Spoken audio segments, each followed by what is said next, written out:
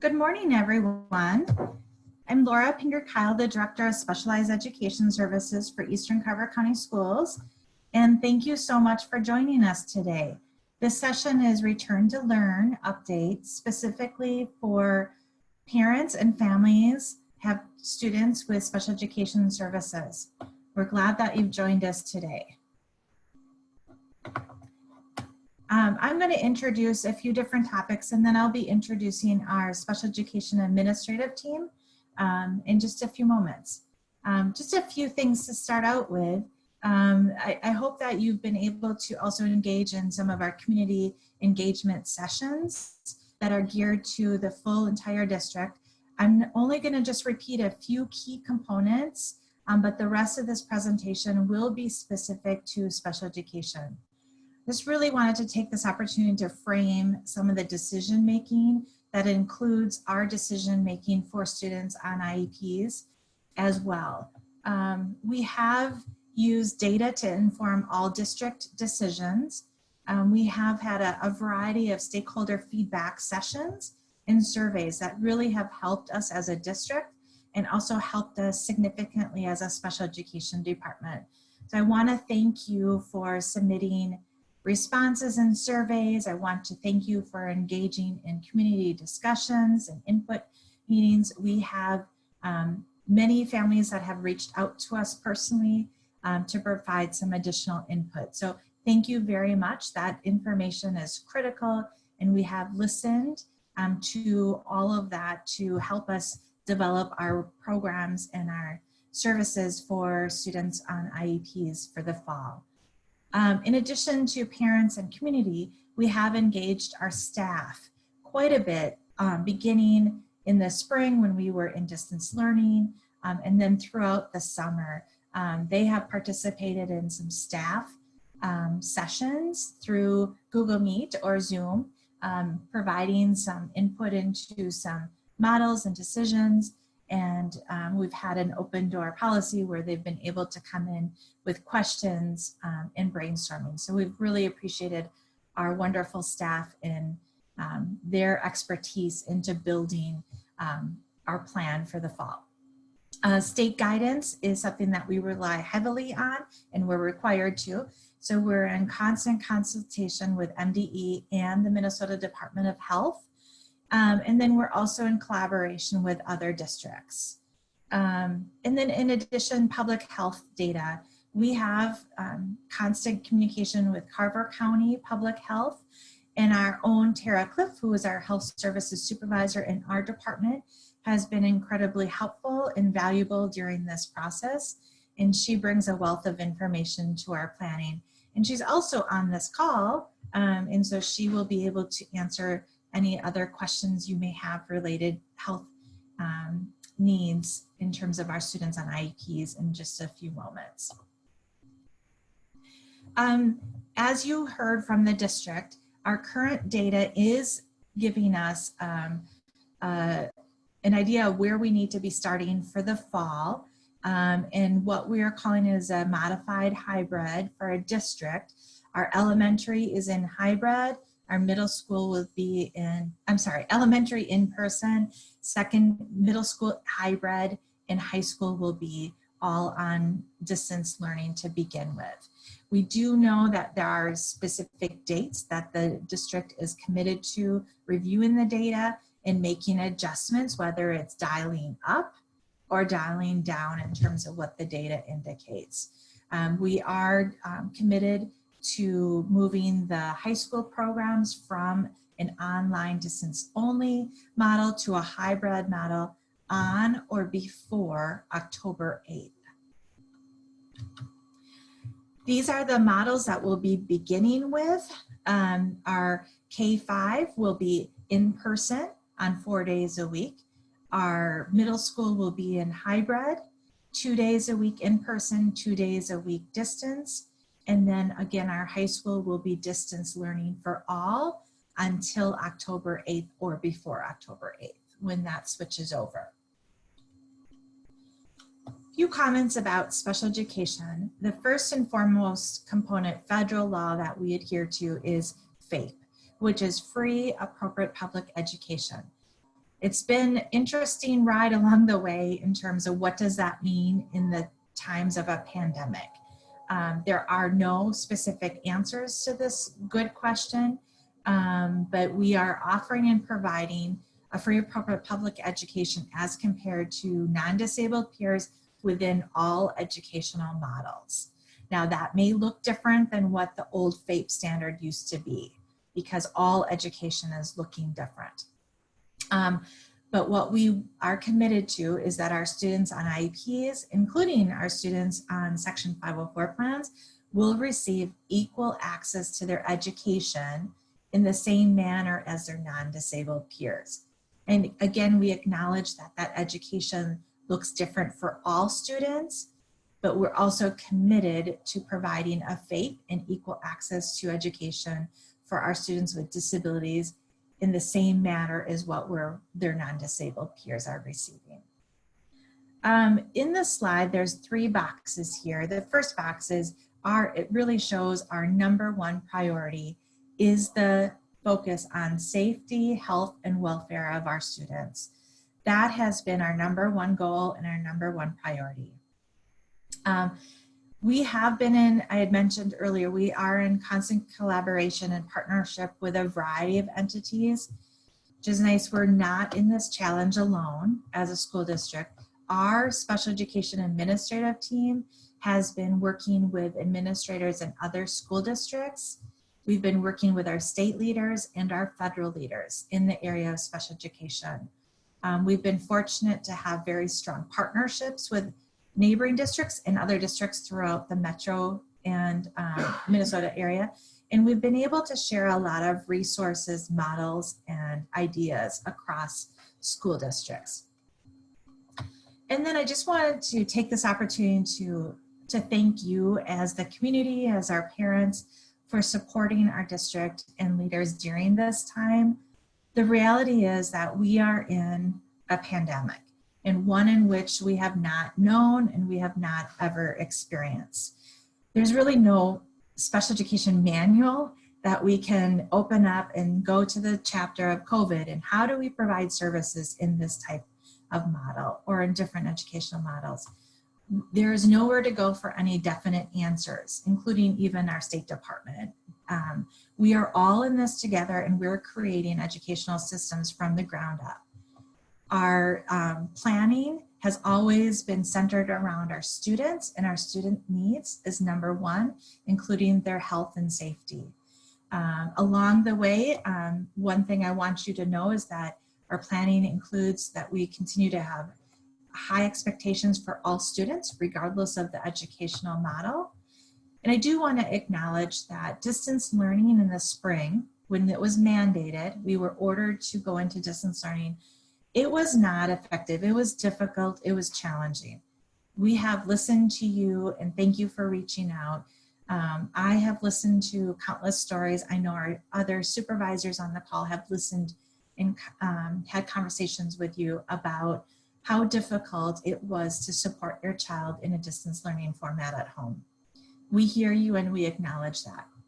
We are working on ways in which to close gaps by determining the interventions that will be provided in the 3 models and really focusing on high impact strategies that our teachers will use. So today I have with me our specialized services supervisor team, which includes Michelle Chuka, Kelly Crick-Oburn, Jenny Davey, Michelle Bedore, and our health services supervisor, Tara Cliff. And so I'm going to direct it to Michelle Bedore, Michelle Chuka, who will talk about individual educational plans and contingency learning plans. Michelle Chuka, welcome. Thank you, Laura. As Laura stated, we are going to provide a free and appropriate public education, no matter what model either your school is in or the district is in, or if you've chosen distance learning as an option. You will recall that last year we created what was called an Individualized Distance Learning Plan, or IDLP, for each student in March. that laid out how their IEP services would be delivered in a distance learning model. This year, we are mandated to create what's called a contingency learning plan, or a CLP, for each student who has an IEP, to lay out how IEP services will be provided in all three models, whether that's in person, hybrid, or distance. This will allow for smooth transition between all three models, as we anticipate that movement between models this year is likely to happen. As parents, you will be a very important part of this process, and your student's IEP manager will be reaching out to you upon their return the week of August 31st to set up an IEP team meeting to amend the IEP to add the contingency learning plan for all three educational models. So with that, I hand it off to my next colleague, Kelly Crick-Oborn. Good morning, everybody. Thanks for being here. I'm going to take a few minutes and just talk with you about instructional expectations. This year, Eastern Carver County's district-wide platform is Google Classroom. We heard the feedback from our parents and community last spring that having staff using a variety of platforms and tools was challenging for families and students to navigate. And so we are honing in on one platform, which should help ease that work for families and for students. All of our classroom teachers will have a Google Classroom, and related services providers will be working in partnership with IEP managers to support the use of Google Classroom across all services. The district has a template for Google Classroom, so as you get into your students' Google Classroom, or if they have multiple Google Classrooms, you'll see that the layout is consistent and there are interfaces that are consistent that should help with consistency for you at home and for your students at home. All of our staff will be receiving professional development that focuses on how to provide high quality instruction across models, most importantly, our distance learning models. In addition to professional development on how to provide high quality instruction in a remote context, we're also focusing on professional development around high leverage practices in special education, so we can ensure that our staff are equipped with instructional and intervention practices that will meet the needs of students and align with evidence that we know in the field. So and there will be synchronous and asynchronous lessons for your students when they're engaged in remote learning, distance learning. So let me explain the distinction between synchronous and asynchronous. Synchronous lessons would be exactly like what we are doing right now, where we are engaging in real time across a platform. In this case, it's Zoom. For our students, it will be Google Meet. And so they will be meeting with their teachers, with their related service providers, with their peers, interacting at the same time, reciprocal interaction. There will also be asynchronous instruction and lessons. Those are lessons that are designed to be engaged in at different times for different students. So not at the same time. We will prioritize our in-person time with students by looking at IEP learning targets and progress monitoring data to ensure that our face-to-face time is leveraged for the most essential priorities on the IEP, and also for supporting students' social emotional learning, which we know is a critical part of their development, and even more so in times of uncertainty. Engaging in distance learning and teleservices will be supported by strong partnerships with you at home. We know that it was challenging last spring to support your students in learning. We believe that we have made some significant improvements upon our distance learning from last spring, but we will continue to need to forge strong partnerships and communications with caregivers and family members to help students be successful when they are engaged in distance learning. And we will have paraprofessional support as well in our department, and I can speak more to that in just a bit. Kelly, before I go to the next slide, this is Please. Laura. Yeah. I just forgot to mention to our audience that there is a chat feature in Zoom, and we did have some questions submitted ahead of time. Okay. But we also encourage all participants, if you have a questions, please submit in chat. And after we're done going through the content on the slides, we will address as many questions as we can. Thank you. Thank you, Laura. Next, I want to share with you first a celebration and then a little bit of information about our evaluation and reevaluation processes. So this summer, we had the opportunity to pull together an evaluation clinic. That's the first time we've done that in the summer. The intent was to the intent was to support the completion of those evaluations that were paused in the spring due to COVID. And so I'm really happy to share that more than 30 students were able to participate in our summer evaluation clinic, during which our team was able to complete portions of those evaluations, which will help our teams in the fall be able to complete in a more timely manner. So I'm very happy to report that we had a successful clinic.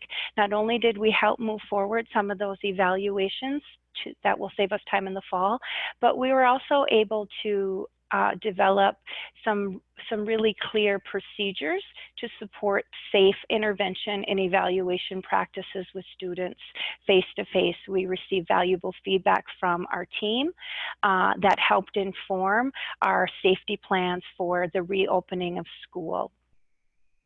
So this fall, evaluations that were paused last spring will be completed as quickly as possible upon return. Again, staff return on the 31st, and then we'll be working with families and with students to wrap up those evaluations that were initiated and hold results meetings to determine eligibility and or plan individual education plans.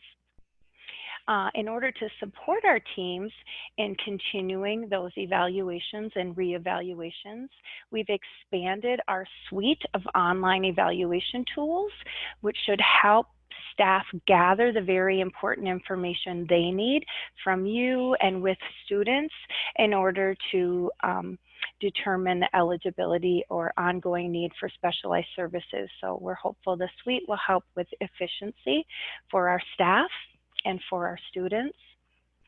IEP teams will continue to conduct individualized initial and reevaluations, as has always been the case. And this will include some face-to-face procedures and some distance procedures. And each of those procedures will be determined individually by IEP teams, and has always been the case and will continue to be of utmost importance is family engagement and consent in that process. Thank you. I'm going to pass it on to my next colleague, Jenny Davey. Hello all, I'm here to talk to you first about the Eastern Carver County Schools Online Learning Academy, so ECOLA. And just as Kelly was explaining before, Google Classroom will also be used in ECOLA, just to make sure that parents and students all understand they're all using one thing, and if they end up coming back to school, or if they're in school and transition to ECOLA, that the same format is used, so they won't have to worry about learning something new that way. Also, the specifics about how ECOLA will look for your special education student will be included in that CLP that Michelle talked about.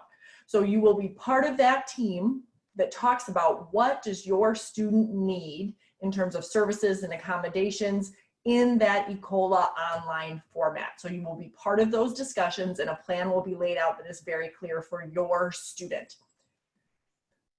A big question that people are having is, what will staffing of that look like? And we are still working on that. It depends on how many students sign up and things like that, which levels. So your student may be assigned a new IEP manager and receive instruction from new teachers.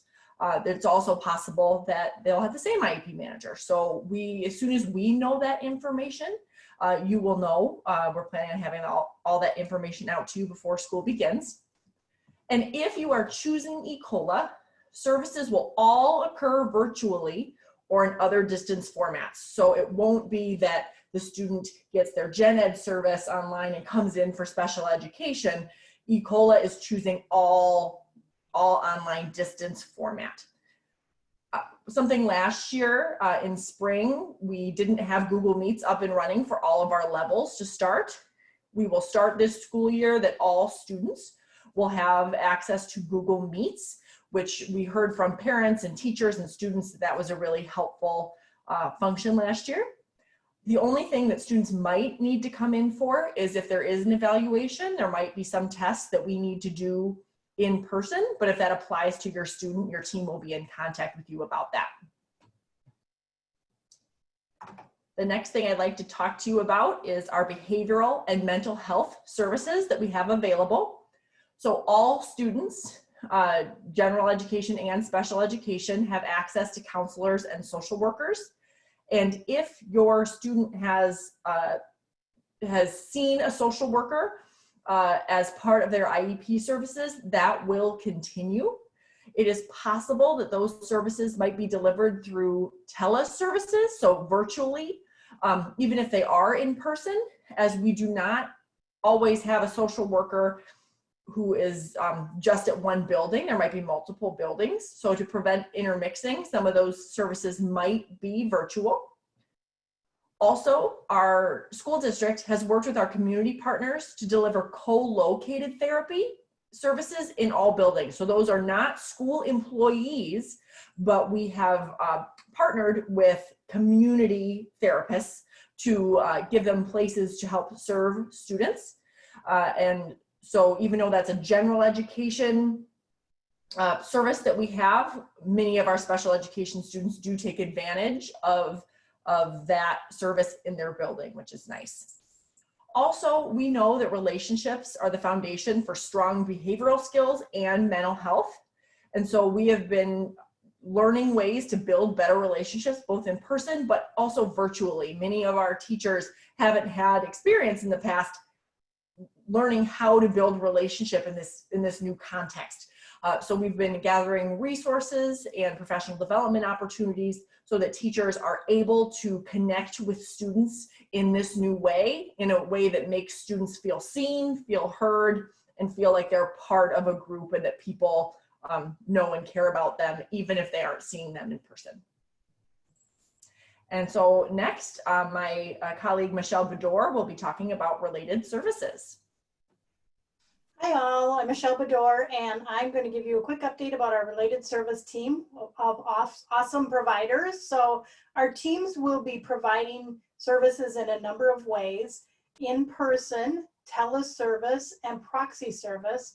Jenny mentioned teleservice before, but we have a history in the state of Minnesota of using teleservices, especially in rural areas where distance makes it difficult for a speech clinician or an occupational therapist to actually go out to different schools because the distance is so far. So that's a service that's been around for a while. A proxy service is a service where the related service provider would give the information needed to either a paraprofessional or to a teacher or someone else in the classroom to provide those services when they're not able to be in physical contact with the student. So we will provide services in all three of those models. And when they're not in the building themselves, they will work with paras and teachers to make sure that students continue to work on the things that are identified in their IEP. The IEP team will work together, like others have talked about, to determine what services are right for the student and in what format. And on the distance learning days, at-home activities will be provided so you as parents can help students stay on track. Next, I'm going to talk a little bit about our early childhood special education services. Early childhood special education will be held at the Family Learning Center and Victoria Elementary, where we have our half-day preschool programs.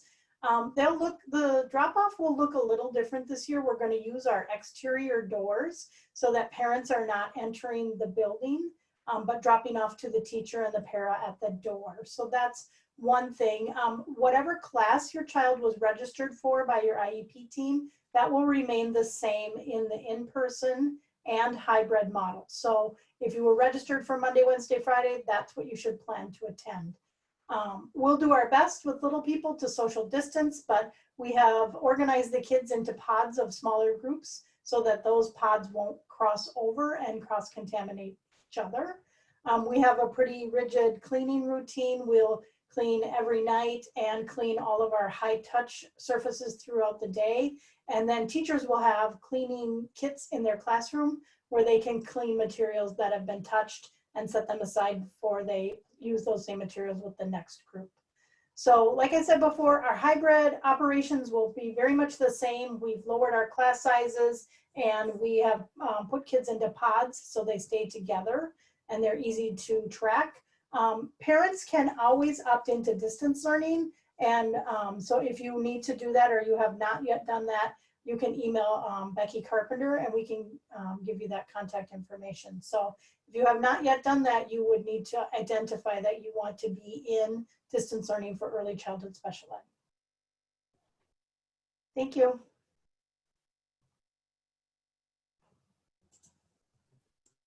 I am going to talk about the STAR transition program, which services our students that are 18 to 21. We are going to be opening in the hybrid model, so students will come 2 days a week. And the A students will attend Mondays and Tuesdays, as Laura explained earlier in the presentation, and the B kids will attend Thursday and Friday. Wednesday will be a remote day for all learners. We will absolutely dedicate some teaching time up front of teaching and modeling expectations for social distancing, for mask wearing, and we'll be diligently working to clean high-touch areas throughout the day. A big change for STAR this year will be how we work on work readiness skills and community participation skills. Due to COVID-19, we won't be able to place students into community work sites or participate in many or any community activities. However, we will still work on those skills within the program, embedding what we can in the day-to-day operations of STAR and other simulated experiences. If you have any questions about your student and what STAR looks like, you can feel free to reach out to me directly.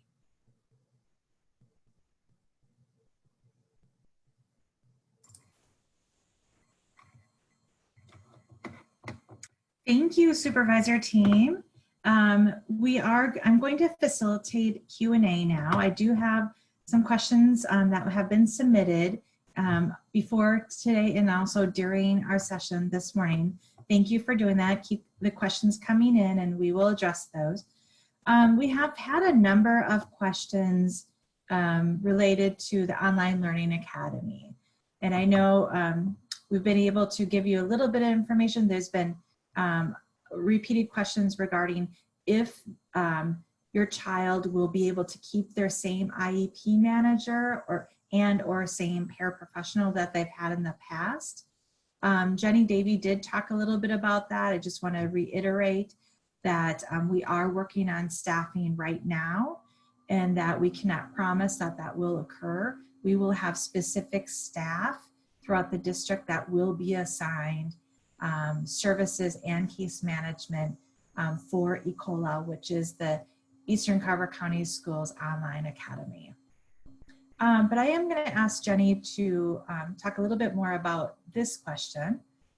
We had someone who thanked us for sharing more information, but really talked about that their child needs interaction and structure.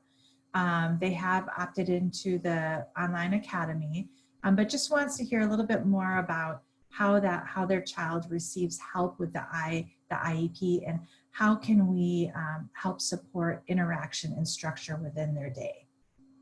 Jenny, do you want to take that? Absolutely. So as you know, IEPs are very specific student to student. So there's no one way that this will happen for any student, but you will be part of the IEP team that decides that CLP that talks about what accommodations and services are needed. But generally, staff in ECOLA, both teachers and paras, will work to provide a very specific structure that supports students in that online environment. Again, starting with that basic Google Classroom and Google Meets, and then figuring out what kind of supports and structures each student needs to be successful in that format. In terms of interaction, students will have interaction with adults and their peers that is virtual. So Google Meets, you can do one-on-ones, but you can also do groups. And there's different functions that are being added to Google Meets about breakout sessions and different things. Our technology is starting to catch up with some of the needs that schools have. Also over the summer, in our ESY programming, we did some really cool things about like virtual games and different things that really help bring to the virtual format some of the fun connective activities that students have been able to do at school. So yes, interaction will look different in a virtual format, but there are things that we have learned and things that we can do to make sure that students are getting those interactions that are so important and build those relationships with both adults and with their peers.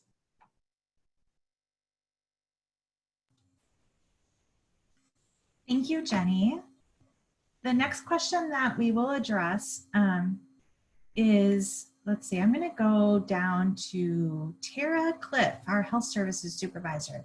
If you want to come on, Tara, there's a few questions in terms of health and also wearing masks. And as you come on in, Tara, first question is, how will we handle how will we handle if and when my child gets ill at school? So one example was my child has a constant cold and are sick and ill throughout the winter. And how would we handle that? A good question. We definitely understand that students with special needs definitely have special health concerns. And so we will work with you on a case-by-case basis to determine kind of what is your child's baseline and normal versus when they might be ill. And so this conversation may include your healthcare provider as well, so that we can kind of determine a plan. So as always, individualized planning will be part of our conversation.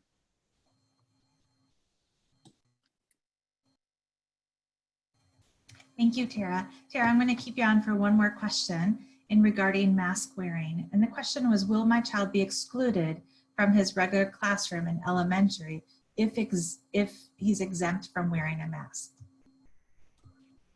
Well, we're trying to have everybody wear masks to the extent possible. We are going to be working with students. We have social stories that our staff have been working on. And so we're going to make every effort to have our students wear masks. However, we do understand that there are special health concerns, as well as sensory needs and other things that we need to keep into consideration. And so again, as an IEP team, we will work with the student and the family to determine the best route. You know, again, we're going to try to continue to wear masks to the extent possible, but we will work on other options if that is not working for the student.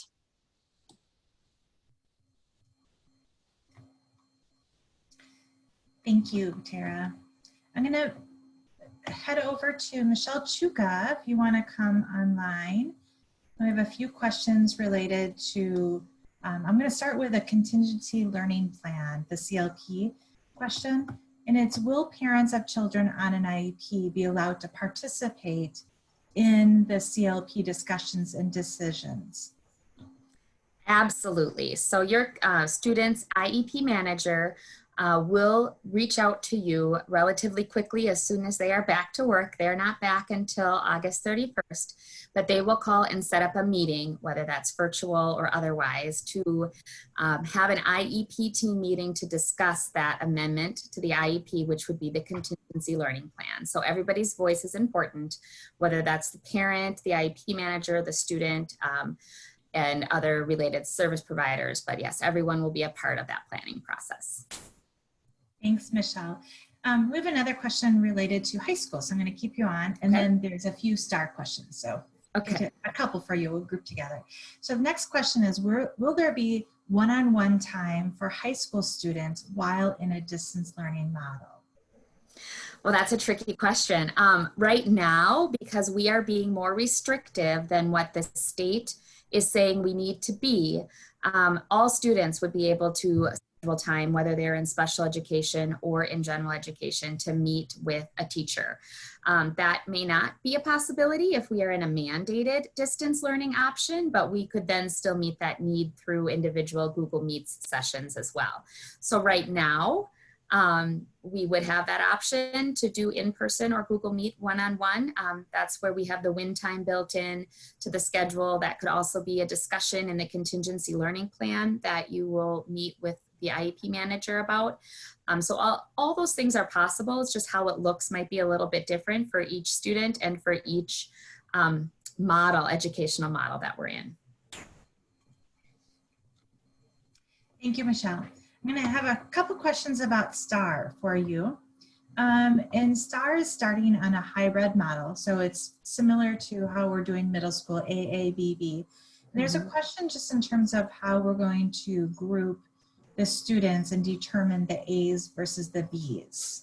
Yeah, so the district is actually going to be using Infinite Campus to group all students into A group and into B group. So that modeling is done on a pretty big algorithm, I believe, that has to do with schedules across the district, looking at making sure that, you know, each class only gets half the kids in it. And as you can imagine, at a secondary model, whether that's STAR or a high school, we have students that have different schedules throughout the day. So we will be grouping them through that district system, student system. So we'll get those out, I believe, next week, or might be the deadline. I might have to check on that, but you'll be notified whether your student's an A student or a B student sometime here in the next week or two. Thank you. Just a question in terms of job placements, Michelle. With no job placements at STAR, do you anticipate that will continue through the first semester, or will we be reviewing that on a monthly basis? So we can review that regularly right now, so long as we are always in a hybrid model. We would not go out to job placements right now if the COVID numbers in the community are high enough to require that. If everything opens back up, we can certainly look at that. But right now, there has not been a decision made whether it's an all-year thing or a month thing or a 2-month thing. We will just have to continue to consult with the Department of Health and continue to consult with the governor's guidance and kind of take it month by month on those decisions. Thank you, Michelle. I'm going to ask Kelly Crick-Oburn to come on. Kelly works and supports our district in a lot of different professional development in addition to her buildings, and she also works and directs some professional development and scheduling around for our paraprofessionals. And so we have a few para questions I'm going to ask her to think about and respond to. The first one is, will my child's paraprofessional provide support during hybrid learning?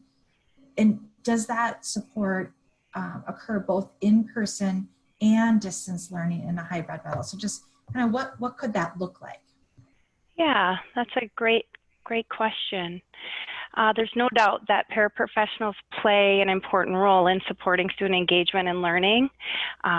We especially saw that this spring as they really work to connect with families and students and maintain relationships and help support their learning. So those meaningful connections and relationships are paramount. We do and will continue to have paraprofessional support across all of our buildings, our levels, and our models. I think it's important for you to know that IEP managers provide direction to paraprofessionals regarding their roles and responsibilities on a daily basis, and that is specific to each child's IEP, and this year their contingency learning plan. So this support is available and is determined based on student IEP and contingency learning plan, and can be part of your conversations during contingency learning plans to get a better idea of what that kind of support might look like in the case of your child's IEP. Kelly, there's also a question, and you kind of answered it, but I'm going to ask, maybe you can be more specific. The question is in regards to distance learning, and what is the role of a paraprofessional? What does that support look like in a distance learning model? It can look a variety of ways. Again, teachers, IEP managers, and related services provide direction for paraprofessionals, so they're not on their own determining who to support and how to support and when. In a distance learning model, our paras are trained and will continue to receive training and coaching on how to leverage the platforms that we are using in Eastern Carver County. So for example, engaging students through the use of their Google Classroom, through Google Meet, in some cases platforms such as Seesaw, but distance learning support by paraprofessionals may look like a paraprofessional connecting with you and or your student via Google Meet to help them think through an assignment they're working on, to help them problem solve something, to provide direct instruction and intervention under the guidance of a related service provider or a teacher. Again, might be Google Meet, might be phone. As I mentioned previously, our partnering with you as caregivers and family members is essential to determine what's going to help your family and your student engage in that distance learning. And then as a team, we will help figure out what role might a paraprofessional play in supporting engagement and what interface makes the most sense given your family's needs and your students' needs. So again, it will be individualized within the existing models that are available. Thank you. We have some questions also in addition regarding mask wearing. And so one specific question is, our son with autism will be coming into kindergarten for the first time. Welcome, welcome. And is already anxious and overwhelmed to begin with. Is he going to be expected to wear the face mask in activities? And so I can respond to that. And then I also will ask Tara Cliff to jump in as well. Actually, last night we had a school board meeting in which I presented a proposed school board policy regarding face coverings, which is something required for all school districts to have during this year due to the executive order from the governor. And so part of that school board policy is a requirement of all staff, visitors, guests, and students to wear a face covering at all times unless there's accommodations put in place. So the first response I would have with that would be yes, that they would be expected. However, it is something that is important to have the discussion with the IEP team and talk about strategies in which to help the student be more comfortable with wearing that mask. And also if there are exceptions in different times during the day or different environments in which that mask could be taken off. I know a number of special education teachers who are working on social stories to share with students and families, and we do expect to have those all ready to go for you as a parent to actually view with your student if you choose. Those will be on our district website, and we will send a notification out to families. But then when school starts, our teachers will take the mask wearing just like any new skill, where we have to directly teach and support and model and teach and reteach and teach and reteach again. And so we're not going to rely on a disciplinary approach. We're going to rely on a proactive, positive reinforcement. And our board policy will talk a little bit more about some of those specifics. I know Tara is on, and she is our resident expert. And so I'm wondering if you have some more that you'd like to share in regarding the mask wearing. The only other thing that I was going to mention is, just to try different types of masks, because I know they all fit differently. They're made of different materials. And so just because you've tried, one or two types of masks does not mean that, oh, they can't wear a mask at all. I know the first one that I tried, my aunt made, and it was kind of horrendous that I just really did not like it. It didn't breathe very well, and it was just not pleasant to wear, but I did find some that I do like, and now it's so much easier to wear. So don't be discouraged if the first type of mask that you try doesn't work for your child. Try a different type, style, fabric, whatever it takes, just be open to other choices. Thanks, Tara. And we are getting some comments in the chat regarding that. So thank you, parents, for working really hard on that this summer and in the spring. And yes, we will notify you when those social stories are ready to go. And as much as you can practice and set the examples at home, it's much appreciated, and that transition into school will be easier. We do have some questions in regards to our deaf, hard of hearing students. And definitely we will have accommodations in place there. One thing I don't think we mentioned is that we have ordered, we'll be providing face masks to all of our staff as well as shields. And so while our teachers are working with students with autism who potentially need to see facial expressions, or our students who are deaf, hard of hearing who rely on the lip reading, there will be times and opportunities that our teachers will be taking their mask off and relying on their shield, along with physical distancing, in order to ensure that all communication can be heard and understood. And same with, we have certain students who need different types of accommodations. So instead of just trying different types of masks, we are ordering some child size and some different types of shields to also see how effective that may be with students.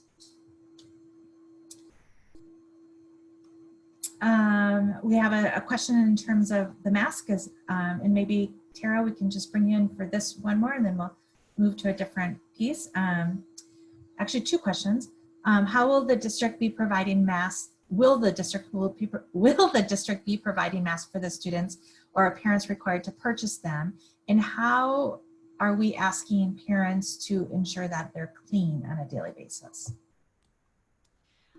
Yes, we do have an allotment of masks that will be handed out to students. I believe that there's just one per student. I'll have to go back and look at what the governor had sent out. I think they get one cloth mask and 3 of the paper ones in case they forgot it at home. But they're more than welcome to wear their own, bring their own. Yes, the laundering is something that we've spoken at length about, and so just asking for parents' cooperation in laundering the masks frequently. The guidance says on a daily basis, and I know realistically that might not be possible, but frequently washing, how about we use that term, frequently washing masks is recommended, and we'll be working with students too to make sure that they're not touching and playing with their masks, and that they would need to go wash their hands afterwards. So we're working on all kinds of different scenarios with students so that they can be as safe as possible while wearing their mask.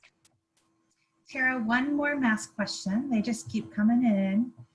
It's a big topic, and I know it's such a change for our students to have this expectation. We have one family member who indicates that their child has an exemption note from the doctor because he's just not able to wear or refuses or is not able to? And will that help? I'm assuming that that note needs to be shared with the school district and the IEP team needs to consider, but do you have any more words of wisdom around that? Well, definitely, you know, like I said, the face mask is considered the gold standard for keeping kids safe, but in certain circumstances, we are definitely going to work with families on other accommodations for students, including face shields. So yes, definitely work with your IEP team, which includes your building nurse, and we'll come up with a solution for your child. Having that medical documentation will be important because we are not taking just personal preferences necessarily. I know there's lots of face shields that they're selling now with Hello Kitty and, you know, different cute little things all over it for elementary kids, and they would much rather wear that than a face shield that goes over their face or a face mask that goes over their face. I get that from a preference standpoint, but still the face covering, the face mask itself is considered the best form of protection, and so we're going to try to adhere to that to the greatest extent possible. But with our students with special needs, we will definitely work with families and students for the best option for them. Thank you, Tara. The next question can be for any supervisor who wants to pop in. It's regarding a hybrid model. So as we know, we're starting in a hybrid model at both the middle school and STAR, but we may need to go to a hybrid model at some extent in any other level. So the question is, I'm wondering if within a hybrid model, if my child can go, say 4 days a week rather than 2 days a week because the need for interaction and support services. Are there considerations and how do these decisions get made? I can talk about that with the contingency learning plan. So that would be an IEP team decision with the contingency learning plan to see what types of supports a student might need in a hybrid model. And that might include some additional time within special education. So we certainly can work with that, and exactly what that looks like will be very much determined solely by the IEP team and around special education. Thank you, Michelle. Question regarding IEP meetings.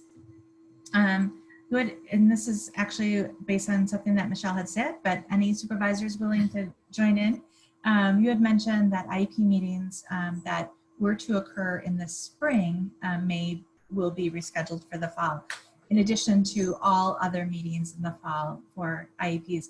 So is there a priority, or how are we going to determine scheduling those? I'm still on and can jump in, but I invite any of my colleagues to correct me or jump in as they can. You know, anybody who doesn't have a current IEP will absolutely be prioritized to get in and get an IEP written based on what that is, but it will be, you know, again, case by case. There's only so many days in a week, but we will get students in and IEPs updated for those that had postponed meetings in the spring. And those meetings then would include the development of that contingency learning plan as well. So that would be something that you could do at the same time as you're doing that contingency learning plan. Anybody want to add anything to that?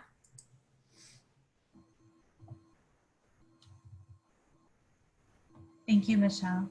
A question regarding related services, OT and speech specifically. Question is, my son has an IEP and needs occupational therapy and speech therapy, which cannot be done at our home or via online Zoom meetings. How can that be accommodated if we choose the distance learning path? Well, Michelle Bador, you're on. Me. I'm here. So if you choose the distance learning path, all services will be provided in that distance learning model. That includes our related services. The team will, like Michelle just spoke about, develop that contingency learning plan for distance learning and really outline what those services will look like for you. But if you choose distance learning, We're kind of all in for distance learning in all those areas. Thank Any you, other Michelle. ones you want me to handle while I'm on? If not, I'm good. Looking through them, I think we're okay right now. The next question is regarding center-based programs. And so all of our supervisors support center-based programs. So I would invite anyone to hop on. And there's a few questions related to this. And so in general terms, just wondering how, within the different models, so elementary, in-person, 4 days a week, middle school hybrid, high school distance learning to begin with. So we have our federal setting 3 center-based programs throughout all levels. And just a question in terms of what will this look like as opposed to what would be considered typical prior to COVID? How will services be provided? Yes, so I have the elementary center-based programs, and we know that in the model that we have right now, in-person services, that there is not necessarily 6 feet of distance between students, but we will be trying to do that as much as we can. In the center-based program, some of our, because of the numbers, some of that's a little easier, but sometimes we don't have a full-size classroom. So sometimes we have to work within those factors. So we're trying to make sure that there's as much distance as we can within our setting. And also we know that some of our center-based students will have mask exemptions and things like that. So we are just working on those safety measures and providing the appropriate PPE for staff within the NVH guidelines to make sure that they're safe in those ways. And really considering what each of those individual students needs. They will continue to be supported by staff that have lower caseloads to help support the increased needs that those students have. There will continue to be paraprofessional support to help those students navigate their new days and continue with their routines and supports and services as they have in the past. So we're just really going to continue to work with families to figure out how to best support their students in this new context. But it will be very similar to what you've seen in the past in terms of our center-based services. Kelly, do you have more to add? I sure can. I support the center-based programs at the middle school level. And because middle school is beginning in a hybrid model, our center-based programs will also begin in that same model. Students will be assigned, as all students are, to as an AA or a BV student.